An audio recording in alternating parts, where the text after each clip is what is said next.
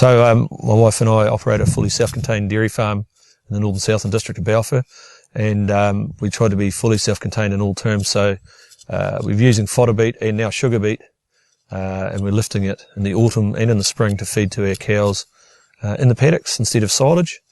We haven't using any extra equipment other than the lifter, which we purchased ourselves, just to allow us to store it in the ground instead of perhaps lifting it at one go, and it gives us the flexibility to use it whenever we like. The environmental benefits from that, as far as I can tell, it's reasonably anecdotal, but I know for a fact that because it's got a really low crude protein content, this is fodder beet and sugar beet, that the overall urinary nitrogen load is lowered, and because I'm not grazing in situ, I also am spreading around that load right around my farm, and I'm not damaging my paddocks. So in the end of 2012, I was at a discussion group, Dairy NZ discussion group, and we decided that we thought dairy farmers in general were a wee bit apathetic when it come to standing up for themselves and, facilitating change. So we decided to set up a catchment group, and we've done that in the Upper Waimea, and it's runs from the Lintley Hills halfway down the valley of the Waimea towards Mandeville, but I think now it's probably just about encompasses the whole of the Waimea stream. And it's a pretty ad hoc group, but it's generally aimed at the landowners, and we've had up to 40 different landowners involved in their meetings and their field days. And basically we're trying to, facilitate some communication between ourselves and Environment Southland. We're also trying to peer review any sort of new practices that come along in a discussion group sort of format. Trying to also have the odd field day to promote best practice on farm, and it's been quite successful so far. It's got a fair bit of traction, and we're looking forward to being a conduit in the upcoming limit setting process. And yeah, it's just a good way to sort of have another avenue of contact with Environment Southland, and hopefully, well, I'm sure we'll achieve some really good outcomes if we keep involved in the whole process. And I'd encourage any farmers especially, to get involved. That's what they need to do, have a voice. My name's Chris Freer. I run a pest control business called Blue Mountain Pest Control. I contract myself out to government departments.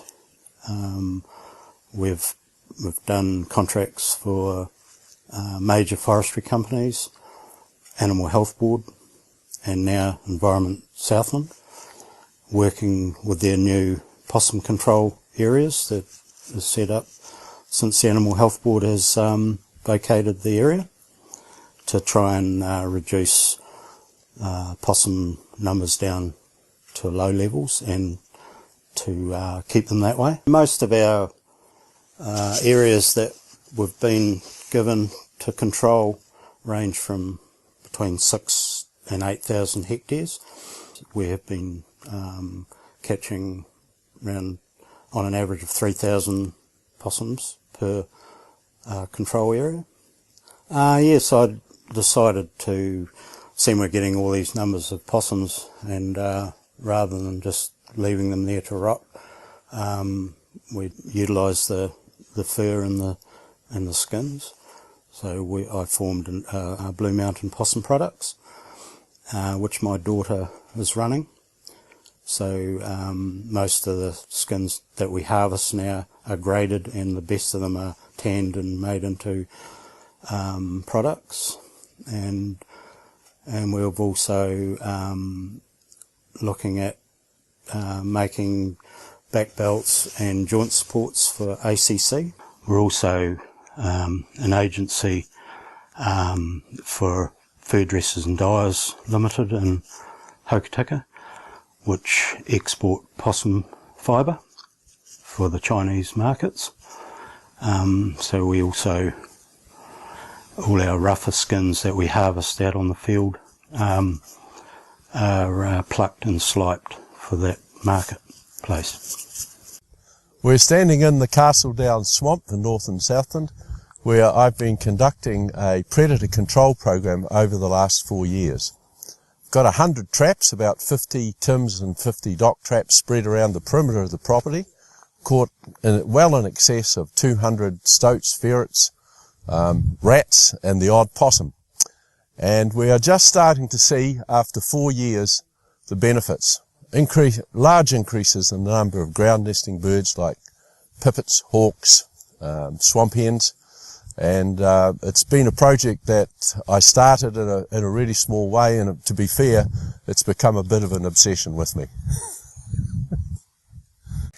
Well, I suppose in some ways our main aim is to supply food for the home, but at the same time I'm after trying to create a space where people can relax and meditate. I call our fancy garden, as I'll call it, our meditation garden, and that's what I want to see.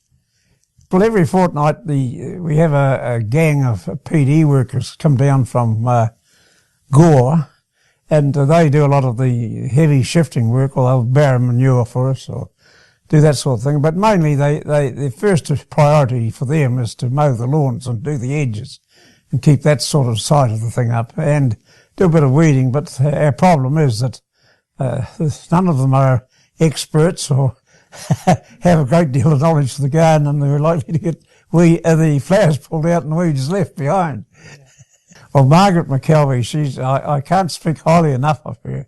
She does all the work, really. I do all the planning, perhaps, and ideas, but she's full of ideas too. She's a flower person, whereas I'm a herb person. The tunnel house for tomatoes, I do myself. I'm able to do that because I can sit on a seat in the tunnel house and work along the rows, but most of the other work is done by Margaret, although I do a wee bit outside, like I installed a watering system with 29 jets and do the odd jobs like that. It's anything I can do off the scooter. And, of course, I pot a lot of plants. Well, this area is a part of Queen's Park that has become a wee bit lost. It's an old part of the park that needed to be revisited and a few things added to it to attract people back into it again. With lots of large trees, these particular macrocarpa came out of the park, and Frank Wells has sculptured them, chainsawed them, and created these marvellous durable hunks of timber, which you could call sculptures, you could call seats, you could call them what you like, but they fit nicely into this environment. These ones just come from just east of the children's playground in Queen's Park, some large original belted macrocarpas, which are probably 90 plus years old. These ones had become a wee bit unstable and we had to take them out. They had quite a lean on them. We then transported them to a yard where Frank sculptured them from there, and we brought them back. The idea is that we'll create this into a wooded area, naturalise the area. It's quite rich with leaves under these trees, and we'll get plants, daffodils, plants, bluebells, things like that, which will just love this environment, and we won't have to mow the grass. Well, we're here at the 11th Southland Social Sciences Fair. Not a lot to do with the environment for most of the displays, but there are quite a few here concerned with conservation, and there's one here that gives the story of mutton birding that we've been looking at together. As well as this, I'm involved with a number of conservation groups. I help with the Ototara Land Care Group, which is doing some really good work in the Bushy Point area, and I'm involved with the Southland Natural History Field Club, which does a number of conservation projects. We have monthly meetings and a field trip, usually every couple of weeks, to a place of interest. I've been involved with a lot of young people's activities, children's activities through schools and various nature clubs and things, and involved in a lot of field trips to rocky shore and sandy shore and bush and beach and rivers, just to acquaint people with the wonders of living in Southland, which is a pretty wonderful place to live. Even in the depths of winter, there's a lot to see and do here. I've always been involved with nature activities since I was very young, and it just seems a natural thing to carry on with my interests, which are I suppose, birds and insects and botany and geology and geography and astronomy, and to share those ideas with other people. It was way back in 1958 when I first started on the Milford track. I found out what a stoat was, and there wasn't any really effort to catch them, so I sent out to the ranger for some traps and started trapping, and some summers we got 50 odd, and others none. I didn't realise about masting. The last 8 years been doing this section on the Kepler, 10 Ks, 60 traps, once a week, rain, hail or shine, and it's a nice walk and very satisfying to catch nothing. Last October, 107 rats for the month. That was depressing. Yeah, and occasional few cats, but weasels. My frustration is that I'm using the same technology as I was in 1958, a box with a trap in it. Certainly a more humane trap, but it's still, once it's activated, it needs a human being to reset it.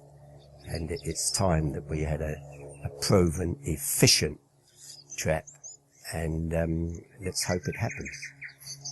Predator-free New Zealand, we can all dream, but if we can't protect the likes of Ulva Island as much as we do, or Mount Bruce Reserve, thinking that we can predator-proof the rest of New Zealand, I think is a myth, but we're working on it.